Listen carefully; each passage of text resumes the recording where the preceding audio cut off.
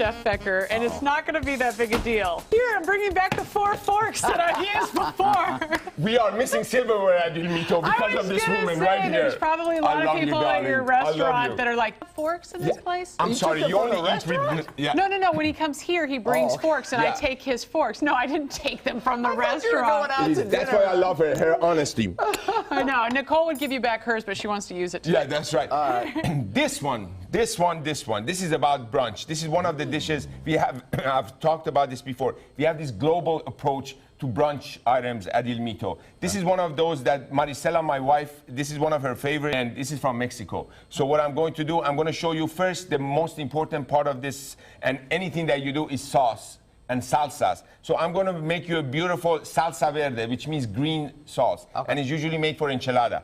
Ladies and gentlemen, you all have disposable plates or bowls at home. Use them for the following reason. Here we have some poblano chilies, a little bit of onion, and some tomatillos roasted.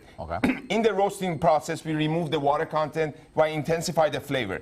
We're gonna put this in here, and you're gonna see why. Because once you do this, then it's going to be very easy to do this.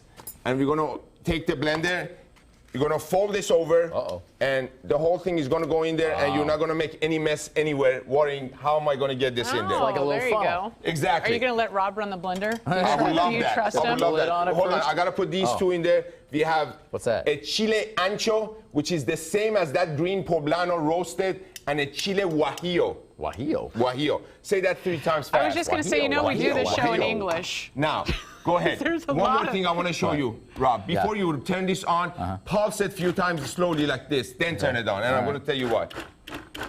That's it? Go. More? Go for it. Go for it. Go for it. You sound like you were doing a song. You see what you're doing, guys? You're creating a black hole. You're pulling the ingredient down, so it's never going to blow up on you. The vorticity. That's beautiful. That's beautiful. That's it. Now, what are you going to add in there as well? A little bit of Mexican oregano. You don't have Mexican oregano, it's not the end of the world, ladies and gentlemen. Just oregano. A little bit of cilantro. Some of the cilantro we're going to leave for later. And a little bit of vinegar. And some honey. Now, bring it on, baby. And the vinegar, how does that react with it? The vinegar is the acidity level. A little bit of that soaking liquid to give you a little bit of liquid. And go ahead for it. Don't forget the pulsing, right? The pulsing. Watch her. Watch him, everybody. He is a good pulser. Happy anniversary to you. Thank you. Was I supposed to say that? This is anniversary. 14 years. 14 so years. Good. Next, your eggs. That's perfect. Your eggs. Break them into a glass so the shells never go in the pan.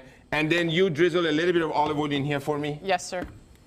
Did you notice that, everybody? That's perfect. And then look at this. Just this much butter. Why? This is an indicator. You're going to see what I'm talking about. Look at this. Okay, so if starts it's sizzling, bubbling, that's hot enough. Then we're going to put the eggs right in the middle. Okay. We're frying them up. That's right. And we're going to reduce temperature very low. You don't want to overcook these too fast. Okay. Salt on the yolks, a little bit of white pepper on the yolks.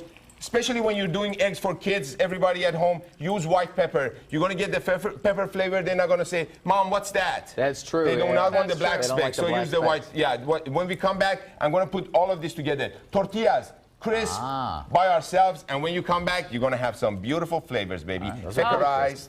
You are Fekerized. This just smells great already. It already smells good. Stick around for the final results here. Well, they've been naming hurricanes for years now, and the Weather Channel says that they are going to take on another season's storm. Is why they'll start naming nasty winter storms this year. Feker storm. You don't want it named after you. Trust me. Trust me.